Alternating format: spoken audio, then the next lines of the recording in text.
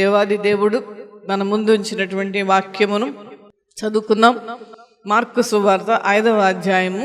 ఇక్కడ సంఘటన జరిగినది. ఆ సంఘటన మనం ఒక్కసారి చూద్దాం.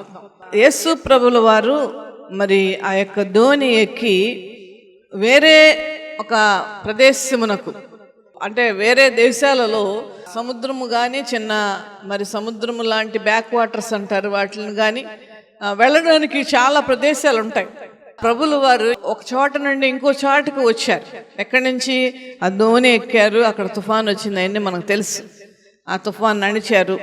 మరి తర్వాత ఇక్కడ 5వ అధ్యాయము 1వ వచనం చదువుకుందాం. మరి ఆ సముద్రమునకు అద్దరినున్న గెరాసేనుల దేశమునకు వచ్చిరి. అద్దరినున్న అంటే అర్థం ఏంటంటే దగ్గర ఉన్న. ఆయన దోణి దిగగానే అపవిత్రాత్మ పట్టినవాడు సమాధుల్లో నుండి వచ్చి ఆయనకు ఎదురుపడెను. ఇక్కడ ఒక సంఘటన జరిగిందండి. యేసు ప్రభుల వారి లోకములో మానవుడుగా దేవుడుగా ఉన్నప్పుడు జరిగినటువంటి సంఘటనను ఈ యొక్క సమయంలో మీకు వివరిద్దానని నేను మరి నిలబడి ఉన్నాను. అపవిత్రాత్మ పట్టినవాడు. ఎందుకు ఈ వ్యక్తిని పట్టాడండి? అసలు అపవిత్రాత్మ అంటే ఏంటి? దీనిలో పెద్ద సబ్జెక్ట్ అండి థియాలజీలో. డెవిల్స్ గురించి చదవడం అనేటువంటి థియాలజీ అని అంటే వేదాంత విద్య, బైబిల్ గురించి తెలుసుకునే విద్యలో ఇదొక సబ్జెక్టు. అయితే మీకు వివరంగా చెప్తున్నాను. పరిశుద్ధాత్ముడు ఉన్నాడా?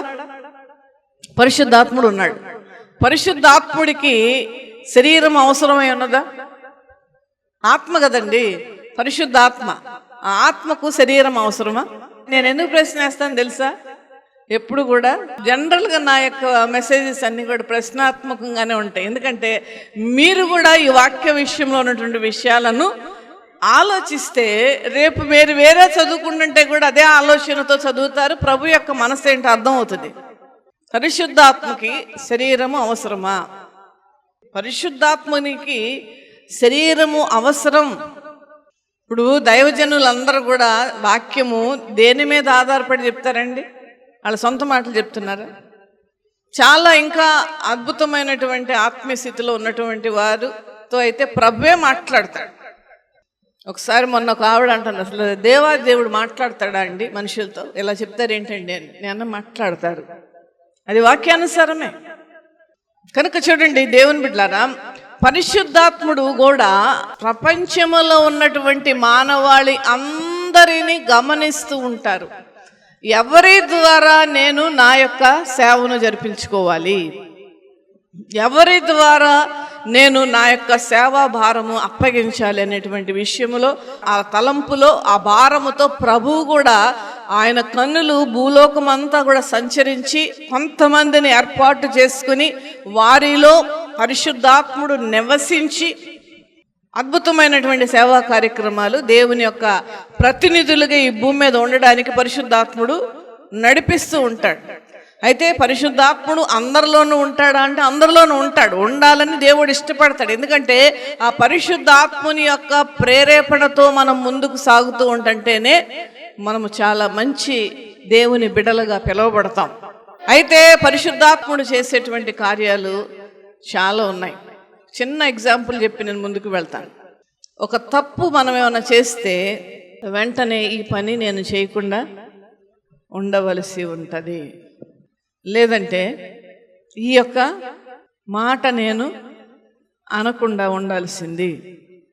ఈ యొక్క ఆలోచన ఎవరిస్తారంటే పరిశుద్ధాత్ముడే. హల్లెలూయా. కానీ దానిని మనం వింటున్నామా? ఆ దేవుడిచ్చినటువంటి ఆలోచనను మనము స్వీకరిస్తున్నామా? దాని ప్రకారం మనం చేస్తున్నామా అనేటువంటిదే ప్రశ్న. అయితే పరిశుద్ధాత్మునికి శరీరము ఏ విధముగా అవసరమో దురాత్మకు కూడా శరీరము అవసరం. అయితే దురాత్మ కూడా ఎవరిలో దూరదాము అని అది కూడా సంచరిస్తూ ఉంటుంది. తెలుసా మీకు ఆ విషయం? చాలా జాగ్రత్తగా ఉండాలండి. దురాత్మ కూడా ఎవరిలో ప్రవేశించి వాళ్ళ శరీరమును దానికి అనుకూలముగా నడిపించుకోవడానికి అది విశ్వ ప్రయత్నం చేస్తుంది. ఇప్పుడు చాలా మంది మద్యానికి బానిస అయిపోయారు. చాలా విచారం అండి. చాలా ప్రార్థన చేస్తున్నాం దాని గురించి. మేము ఎవరి ప్రేరేపణతో, లేదంటే ఎవరి యొక్క ఇన్ఫ్లుయెన్స్ అంటే ఎవరి ప్రభావం వల్ల వాళ్ళు సాగుతున్నారు? దురాత్మ. చూడండి, ఒక్క విషయం నేను చెప్తున్నాను దేవుని బిడ్డలారా, మన సొంత విషయము అంటే మనకి ఏది ఇష్టం, మనకి దేని విషయంలో మనం ఆసక్తి చూపిస్తున్నాం, లేదంటే మన జీవిత విధానము మనకంటే అపవాదికి బాగా తెలుసు. మనకి ఏ బలహీనత ఉన్నదో మనకంటే అపవాదికి బాగా తెలుసు. అందుకనే మనకున్నటువంటి బలహీనతల ద్వారానే మన జీవితంలో ప్రవేశించి మన జీవితాన్ని దురాత్మ తన ఆధీనంలో తీసుకుంటుంది. స్త్రీలకు ఇంకొక బలహీనతలు ఉంటాయి. ఫర్ ఎగ్జాంపుల్, టీవీని అతుక్కుని బ్రతకడం, లేదంటే కొంతమందికి సందర్భం లేకుండా, లేదంటే అవసరం లేకుండా, అంటే అవసరానికి చెయ్యొచ్చా అని అంటారేమో, అస్సలు చేయకూడదు. ఊరికి అబద్ధాలు ఆడడం భలే ఇష్టం. కొంతమందికి ఇష్టం కాదు, అదొక వ్యసనం. మనందరి జీవితాల గురించి ఒక చిట్టా రాయబడుతూ ఉన్నది. ఏమేం తప్పులు చేస్తున్నాం, ఏమేమి అబద్ధాలు ఆడుతున్నాం, ఏ విధముగా దేవునికి వ్యతిరేకంగా ప్రవర్తిస్తున్నాం, అన్నీ కూడా లెక్కలోకి వస్తూ ఉంటాయి. ఆ స్పృహ కలిగి మనం బ్రతకాలి. అవసరం లేకపోయినా సరే ఎన్ని అబద్ధాలు ఆడతాడంటే అది అబద్ధాలు ఆడతాడు. ఈ విధమైనటువంటి ఒక అలవాటును అపవాది ఏం చేస్తుందంటే మనకిస్తుంది. స్త్రీలకు టీవీల మీదుగా, లేదంటే ఇంకోటి ఏదైనా. ఈ విధముగా అపవాది మన జీవితంలో ప్రవేశించి దేవునికి దూరముగా ఉండి మనము ఆత్మీయంగా బలహీనపడాలని దాని యొక్క ఉద్దేశం. పులి ఒక జింకను పట్టుకోవడానికి ఎక్కడ పట్టుకుంటుందండి? ఎప్పుడన్నా పొట్ట దగ్గర పట్టుకుంటుందా, కాళ్ళను పట్టుకుంటుందా? ఎక్కడ పట్టుకుంటుంది? మెడను పట్టుకుంటుంది. ఎందుకు? బలహీనమైనటువంటి ప్రదేశం అది. అక్కడ పట్టుకుంటే అది ఏమీ చేయలేదు, కదలలేదు. అదే విధముగా అపవాది కూడా మన బలహీనతను గమనిస్తున్నాడు అన్నటువంటి విషయం మర్చిపోద్దు దేవుని బిడ్డలారా.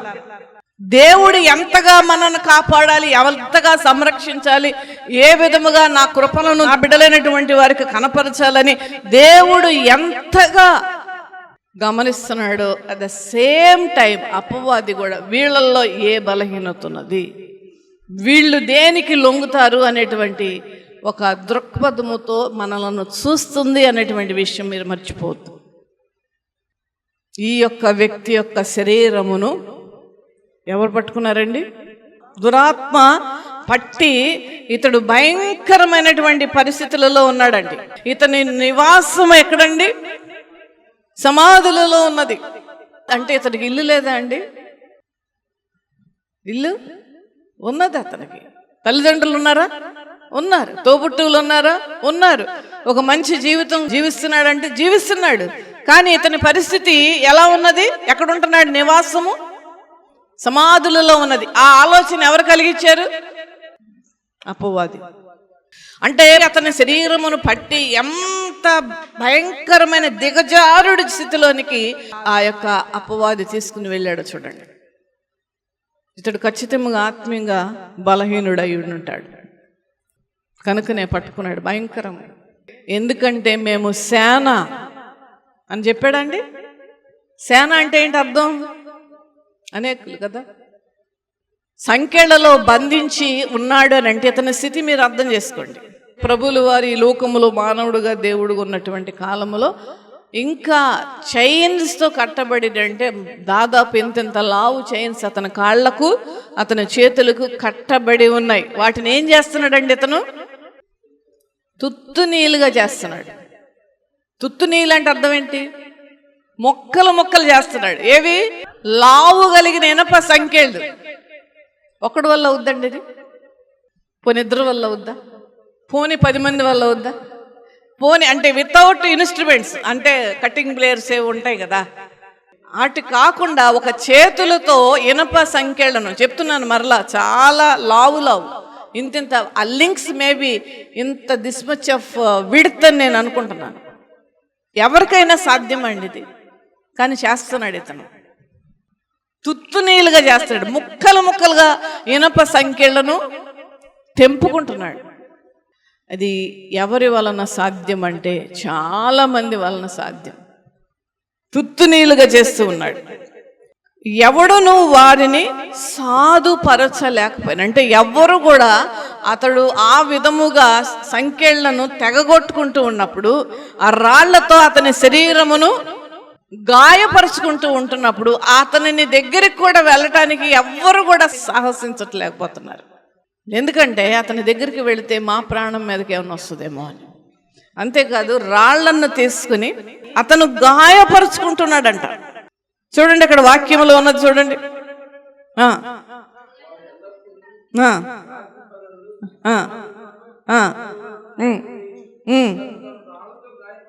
చూడండి, వాడు ఎల్లప్పుడూ తిండి లేదు, నీళ్లు లేవు, అయినప్పటికీ ఎక్కడి నుంచి వచ్చింది బలం? వాడు ఎల్లప్పుడూ, గమనించుకోండి, వాడు ఎల్లప్పుడూ ఆ కొండలలో ఆ సమాధులలో తిరుగుతూ అతనితో చాళ్ళేసి కట్టిన దాన్ని తుత్తునీలుగా చేసుకుంటూ కనపడుతున్నటువంటి ఆ రాళ్లను పట్టుకొని అతను గాయపరుచుకుంటూ. నేను మా వివాహం ముందు మా అక్క ఢిల్లీలో ఉన్నప్పుడు నేను ఢిల్లీ వెళ్ళానండి. ఢిల్లీ వెళ్ళినప్పుడు నేను ఊరికి నా బాల్కనీలో నిలబడినప్పుడు ఉన్నట్టుండి ఒక ఎదురుగున్న ఇంట్లోంచి ఒక అతను గట్టిగా అరుచుకుంటూ, అంటే ఒక రకమైన, నాకు ఇప్పటికీ కూడా గుర్తున్నది, ఒక రకమైనటువంటి అరుపండి అతను.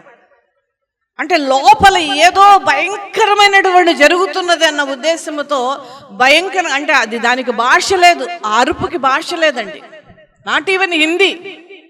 వెళ్ళిపోతున్నాడు అట్లా రోడ్డు మీద. అట్లా నేను ఆ చివరి సందు వరకు వెళ్ళే వరకు అతన్నే గమనిస్తున్నాను. అతను నడక కానీ అతను అరిసే విధానము కానీ మరి గమనిస్తే అతని లోపల గొప్ప సంఘర్షణ, బాధ, విపరీతమైనటువంటి వేదన ఉన్నదని మనం అర్థం చేసుకోవచ్చు.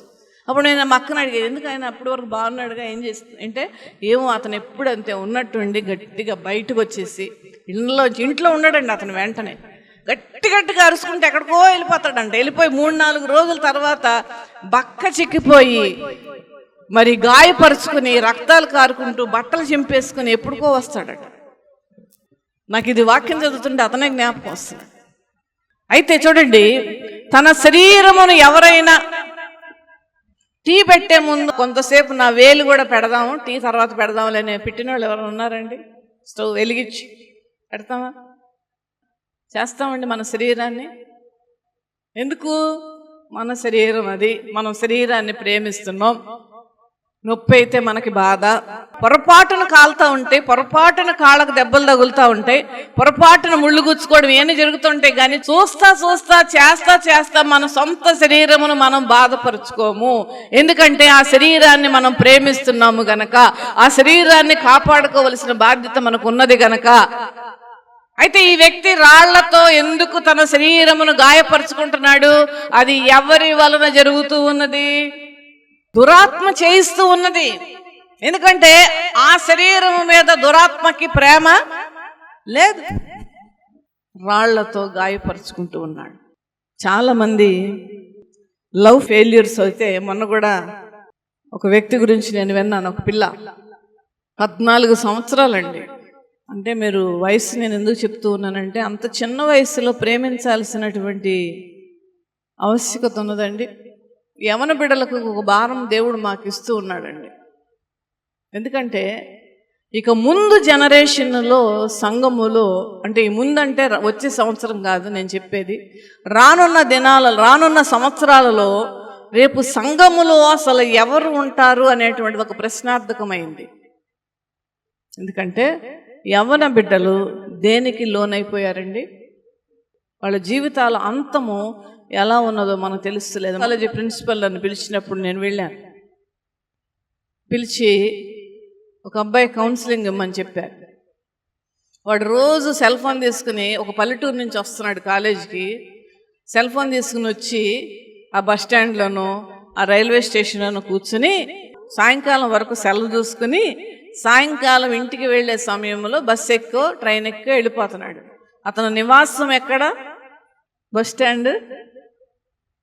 చూడండి, ఇతని యొక్క ఉద్దేశం ముందు నేనేం చేయాలి, రేపు నేను పెద్దవాడిని అవుతాను, నా కుటుంబం ఏమవుద్ది, అసలు నేనేం సంపాదించాలి, తల్లిదండ్రులు కొంతకాలం తర్వాత చచ్చిపోతారు కదండి, నేనేం చేయాలి, ముందు నా భార్య బిడ్డలకు నేను ఎలా పోషించాలి ఆలోచన ఉందా?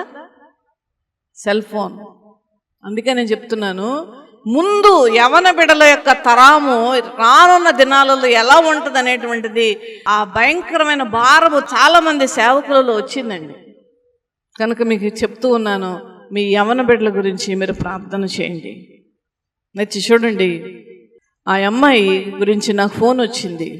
ఏంటంటే, ఎవరినో ప్రేమించి ఇంట్లో ఒప్పుకోకపోతేనో లేదంటే అక్కడ ఏదైనా జరిగిందో మనకు తెలియదు, కానీ ఆమె ఏం చేసిందంట, పోసుకుందంటండి. ఎవరి యొక్క ఆలోచన ఇది? అపవాది ఇచ్చినటువంటి ఆలోచన. దేవుని బిడ్డలారా గమనించాలి, మనం చేస్తున్నటువంటి పని ఏంటి, మనం చేస్తున్నటువంటి ఆలోచన ఏంటి. తల్లిదండ్రులకు ప్రత్యేకముగా దేవుని సేవకురాలుగా నేను విన్నవించేది ఏంటంటే, మీ బిడ్డల గురించి ప్రార్థన చేయండి. యవన బిడ్డలారా, మీ టెంప్టేషన్స్ మీరు అధిగమించాలి అనేటువంటి ఒక ఆలోచనతో, దేవుని బిడ్డగా నేను బ్రతకాలనేటువంటి ఒక దృక్పథముతో మీరు బ్రతకండి అని నేను సవినయముగా మీకు మనవి చేస్తూ ఉన్నాను. ప్రతి ఒక్కరు కూడా. లేదంటే అపవాది ఏదో ఒక విధముగా మన జీవితంలో ప్రవేశించి మన జీవితాన్ని సర్వనాశనం చేస్తుంది. ఈ వ్యక్తి వలె సమాధులలో నివాసము చేసేవాడుగా అతనిని చేసింది. తన శరీరమును అతనే గాయపరుచుకునేటువంటి విధముగా చేసింది. యేసు ప్రభులు వారే అక్కడికి రాకపోతే ఇతని బ్రతుకు ఏమయ్యేదండి? అదే విధముగా చేసి అతని యొక్క ఆత్మను నరకానికి తీసుకుని వెళ్ళేది. ఈ యొక్క బిడ్డ మీద ప్రభులు వారి యొక్క దృష్టి ఉన్నది గనక ఇతడు రక్షించబడ్డాడు. హల్లెలూయా, హల్లెలూయా.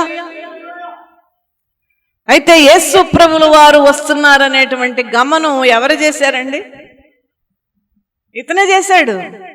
వాడు దూరము నుండి యేసును చూచి పరిగెట్టుకుంటూ వచ్చి ఆయనకు నమస్కారం. చూడండి, పరిగెట్టుకుంటూ వచ్చాడు యేసు ప్రభులు వారి దగ్గరికి. యేసు అని పిలుస్తున్నాడు. ఎలా తెలిసింది? సాతానికి అన్నీ తెలుసు. యేసు అంతటితో ఊరుకోలా. ఏమంటున్నాడండి? యేసు సర్వోన్నతుడైన దేవుని కుమారుడా, నాతో నీకేమి పని? సర్వోన్నతుడైన దేవుని కుమారుడా. ఇక్కడ కంప్లీట్ గా ఈ దురాత్మ ఎవరికి లోబడుతుంది? సర్వోన్నతుడైన కుమారునికి నమస్కారం చేశాడు. మళ్ళా సర్వోన్నతుడైన కుమారుడా, నాతో నీకేం పని అంటే అర్థం ఏంటి? అర్థం మన భాషలో చెప్పాలంటే, నా జోలికి ఎందుకు వచ్చావు అసలు కదా? ఎందుకు అడిగాడంటే, ఇతడు యేసు ప్రభులు వారు గనక ఆ ఎదురుగా ఎవరి దగ్గరకన్నా వస్తే, లేదంటే ఎన్కౌంటర్ అంటారు ఇంగ్లీష్లో, అంటే యేసు ప్రభులు వారు సంధిస్తే జీవితాలు మారిపోతాయి. హల్లెలూయా. సర్వోన్నతుడా, దేవుని కుమారుడా, నాతో నీకేమి? నన్ను బాధపరచకమని దేవుని పేరట నీకు ఆనబెట్టుచున్నాను. ఇక్కడ యేసు ప్రభులు వారు తండ్రి గురించి చెప్తూ అంటే, ఒకవేళ మాట వింటాడేమో అన్న ఉద్దేశముతో తండ్రిని కూడా తీసుకుని వస్తున్నాడు. ఇక్కడ నన్ను బాధపరచుకు, దేవుని పేరట నీకు ఆనబెట్టుచున్నాను అని బిగ్గరగా కేకలు వేసెను. ఎందుకనగా ఆయన అపవిత్రాత్మ ఈ మనుష్యుని విడిచిపమ్మని వానితో చెప్పాను. ఎవరితో మాట్లాడతాడు ప్రభులు వారు? ఎవరైతే పట్టారో వాళ్ళతో మాట్లాడుతున్నాడు. యేసు మాటలో ఉన్న శక్తిని ఇక్కడ మనం చూస్తూ ఉన్నాం. హల్లెలూయా, హల్లెలూయా.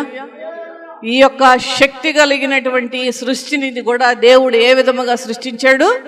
నోటి మాటతోనే సృష్టించాడు. అంత గొప్ప దేవుణ్ణి మనం కలిగి ఉన్నాం. దేవుని బిడ్డలారా, మనం సేవిస్తున్నటువంటి దేవుడు మామూలు దేవుడు కాదు. నోటి మాటతోనే అద్భుతాలు చేయగలిగినటువంటి వాడు. అదే నోటి మాటతో గద్దించాడు ఆ యొక్క దురాత్మను. గద్దించడమే కాకుండా నీ పేరేంటి అని అడిగాడు. ఎందుకు అడిగాడు? దేవుడికి అన్నీ తెలుసు కదండి. దేవుడు తెలీదా? అసలు ఎందుకు వచ్చాడు దేవుడు అక్కడికి? చాలా ఒడ్డులు ఉన్నప్పటికీ కూడా ఈ దురాత్మ పట్టినటువంటి నివసిస్తున్నటువంటి ఆ ప్రదేశమునకే దేవుడు ఎందుకు వచ్చాడు?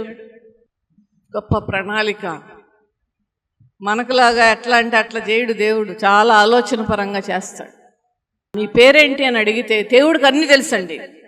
సమరయ స్త్రీ గురించి కూడా దేవుడికి బాగా తెలుసు. దానికే ఉదాహరణ. ఆమెతో మాట్లాడడానికి అక్కడికి వచ్చారు. అలాగే ఈ వ్యక్తిని విడిపించాలనే ఉద్దేశం కలిగి ఉండి కూడా అక్కడికి వచ్చాడు.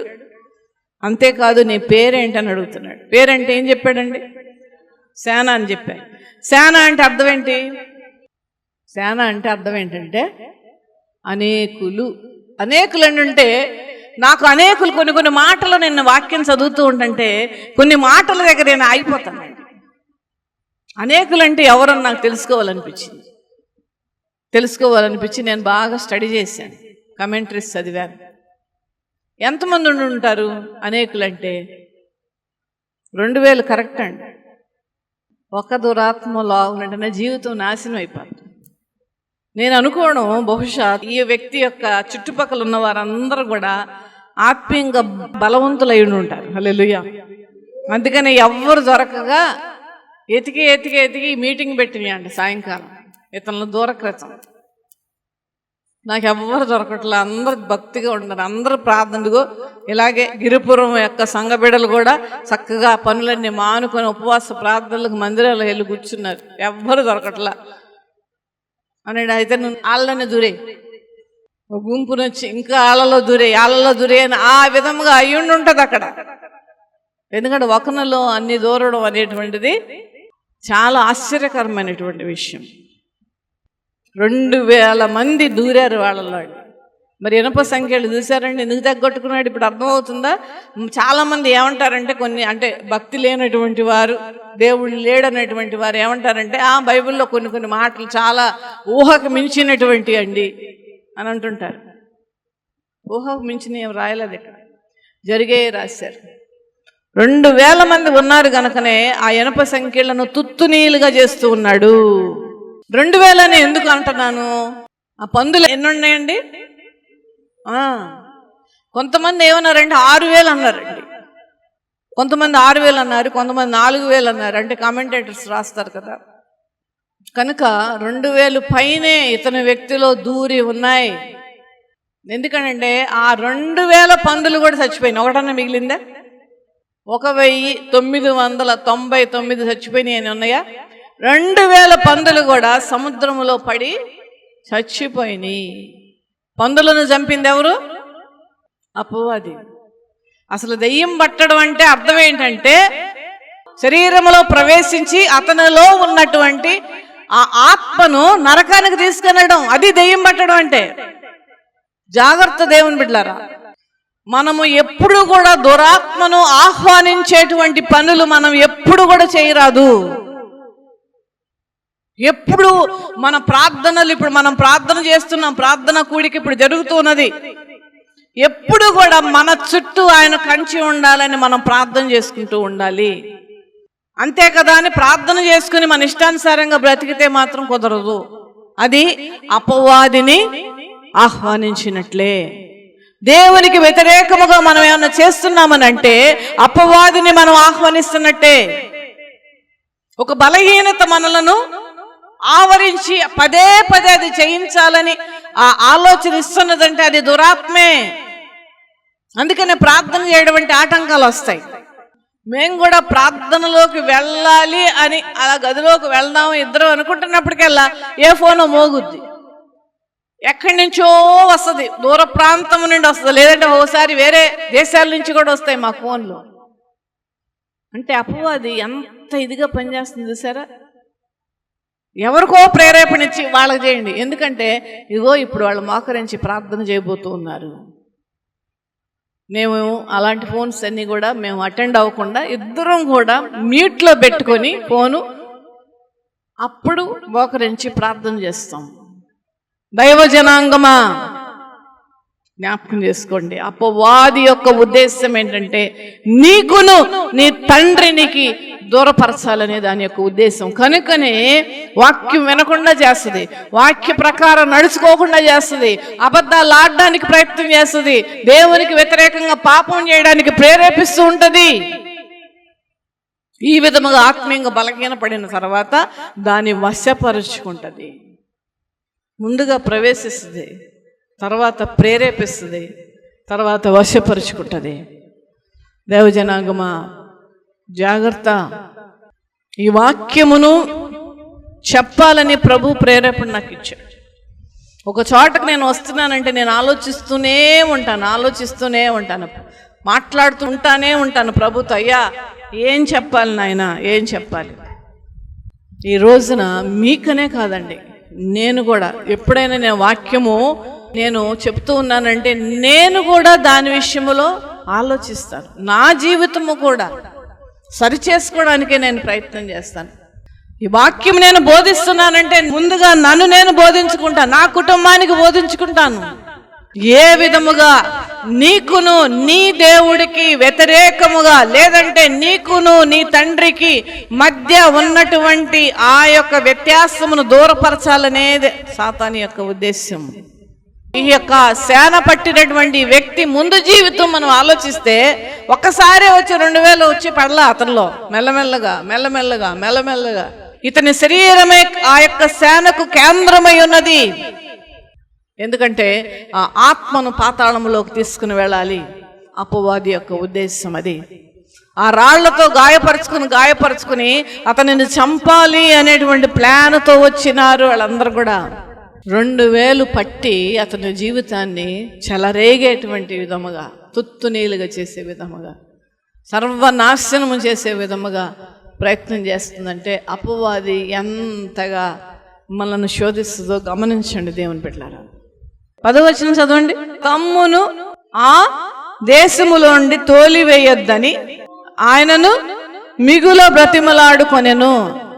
అంటే ఇక్కడ చూడండి, మాటను బట్టి దెయ్యముల మీద అధికారం ఎవరికి ఉన్నది? యేసు ప్రభుల వారికి ఉన్నది. అయితే ఆ దేశము నుండి వెళ్ళనీయొద్దని ఎందుకు అడుగుతున్నాడు ఈ అపవాది? అక్కడ బాగా ఏదో అట్రాక్టివ్గా ఉన్నది, అక్కడే కంఫర్టబుల్గా ఉండాలని ఈ దురాత్మ ఉన్నటువంటి వారందరిలో కొంత ప్లాన్ ఉంది అక్కడ. ఒక్కొక్కసారి మనం కూడా ఇల్లులు మారుతూ ఉంటున్నప్పుడు ఒక ఇంటి నుంచి వాళ్ళు ఖాళీ చేయమన్నారు అనుకోండి, ఆ ఇంటి నుంచి వెళ్ళడానికి ఎంతో బాధపడతాం. ఎందుకు? ఆ ఇల్లు మనకు చాలా అన్ని విధాలుగా కన్వీనియంట్గా ఉన్నది, అందుకని అక్కడి నుంచి వెళ్ళటానికి ఇష్టపడం మనం. అదే విధముగా ఇక్కడ ఈ దురాత్మకు కూడా ఆ ప్రదేశములో ఎవరి మీద ఉన్నది, అందుకనే మిగుల బతిమలాడుకునేను. ప్రభు దాని మనసును ఎరిగి కూడా పంపించడానికి మరి దేవుడు ఇక్కడ చేస్తున్నట్లుగా మనం ఇక్కడ చూస్తూ ఉన్నాం. తర్వాత చదవండి అమ్మా.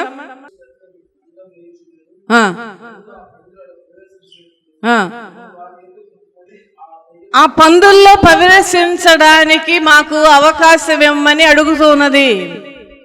ఎందుకు అడిగింది పందుల్లోకి వెళ్ళాలని?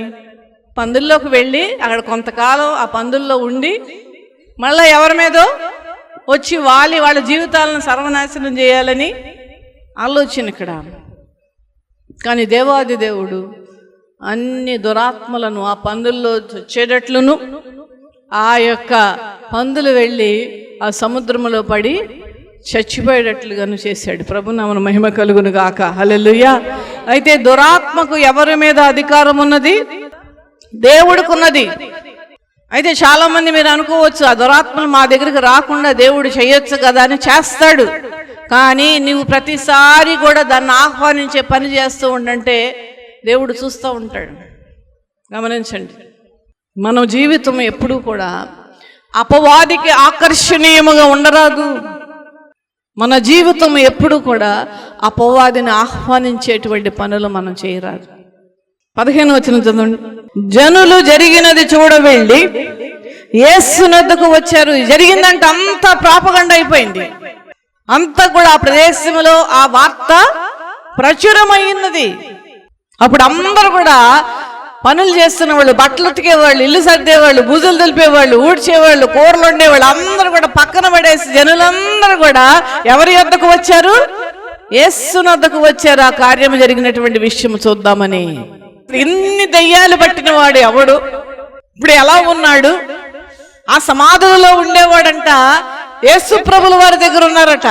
ఆ సమాధుల్లో తనకు తాను ఆ బాధపరుచుకున్నటువంటి వ్యక్తి యేసు ప్రభుల వారి దగ్గర ఉన్నాడట. ఇనప గొలుసులను కూడా తుత్తునీలుగా చేస్తున్నటువంటి ఆ వ్యక్తి యేసు ప్రభుల వారి దగ్గర ఎలా ఉన్నాడు? అతను అంతకుముందు ఎలా ఉన్నాడో మనందరికి కూడా తెలుసు. అతని దగ్గరికి వెళ్ళటానికే భయపడినటువంటి మనము ఇప్పుడు ఎలా ఉన్నాడో చూద్దామని ఒకళ్ళకొకళ్ళు చెప్పుకొని ఆ ప్రదేశంలో ఉన్నటువంటి వారందరూ కూడా యేసు ప్రభుల వారి వద్దకు వచ్చారు. వచ్చినప్పుడు ఏం కనుగొన్నారండి వాళ్ళు? యేసునొద్దకు వచ్చి సేనాని దయ్యములు పట్టినవాడు బట్టలు ధరించుకొని, ఇక్కడ రాయబడి ఉన్నది మాట. ఈ మాట అవసరం అండి. బట్టలు ధరించుకునేటువంటి మాట ఖచ్చితం అవసరం. ఎందుకంటే అంతకు ముందు ఇతను బట్టలు కూడా సరిగ్గా వేసుకుని ఉన్నాడు కాదు. అతను మంచి బట్టలు ధరించుకొని, ఇంగ్లీష్లో అయితే క్లీన్ హార్ట్ అని ఉంటది. క్లీన్ హార్ట్ అంటే శుద్ధమైనటువంటి హృదయముతో, అది కరెక్ట్.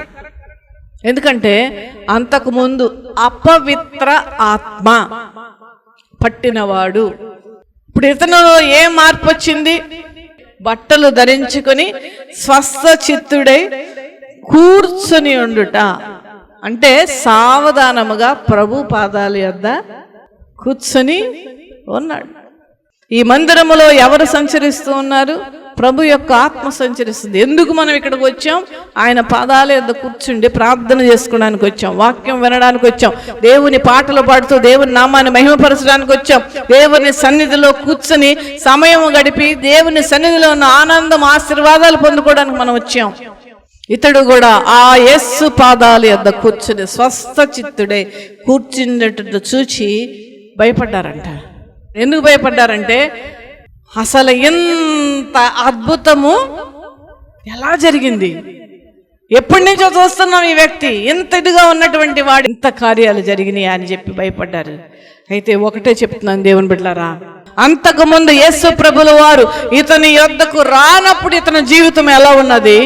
యేసు ప్రభుల వారు ఎన్కౌంటర్ అయిన తర్వాత, ఎన్కౌంటర్ అంటే ఒక సంభాషణ వాళ్ళకి జరిగింది కదా, ప్రభుల వారు మాట్లాడుతున్నప్పుడు ఆ నోటి మాటలలో ఉన్నటువంటి ఆ శక్తి ప్రభావం ఇతనిలోనికి వెళ్ళి వాళ్ళిద్దరి యొక్క సంభాషణ జరుగుతూ ఉన్నప్పుడు జరిగినటువంటి ఆ కార్యములు ఎన్కౌంటర్ అంటే ఎదురుపడి ఒక దురాత్మ ఒక పవిత్రాత్మ పొందినటువంటి ఆ దేవాది దేవుడి యొక్క ఎన్కౌంటర్ జరిగిన తర్వాత, అంటే ఒక్క మాటలో చెప్పాలంటే ప్రభు లేనప్పుడు జీవితం, ప్రభు ఉన్నప్పుడు జీవితం. ప్రభు ఆత్మ లేకుండా ఉన్నప్పుడు ఉన్న జీవితం, ప్రభు ఆత్మను సంపాదించిన తర్వాత కలిగిన జీవితంలో ఎంత వ్యత్యాసం ఉన్నదో చూడండి. ప్రజలందరూ ఆశ్చర్యపడే రీతిలో మన జీవితాలు ఉంటాయి. ఈ రోజున మనం నేర్చుకోవాల్సిన మొట్టమొదటి ఏంటంటే అపవాదికి మనం అవకాశము ఇవ్వద్దు. మన జీవితం అపవాది ఆత్మను ఆకర్షించే విధముగా ఉండడానికి మనం ఎప్పుడూ ప్రయత్నం చేయాలి. ఒకవేళ ఏ బలహీనతలు ఉన్నా మనం ప్రార్థన చేసుకోవాలి, దాన్ని అధిగమించే శక్తి నాకు అయ్యా అని. కనుక దేవుని బిడ్డలారా, యేసు ప్రభు కలిగిన వారిలో ఉన్నటువంటి జీవితము వేరు. కనుక ప్రభు యొక్క కృపతో, ప్రభు యొక్క సహాయముతో ప్రభు మార్గంలో నడుచుటకు మనం ఎల్లప్పుడూ ప్రయత్నం చేద్దాం. అటువంటి కృప దేవాది దేవుడు మనందరికీ అనుగ్రహించును గాక. Amen, amen.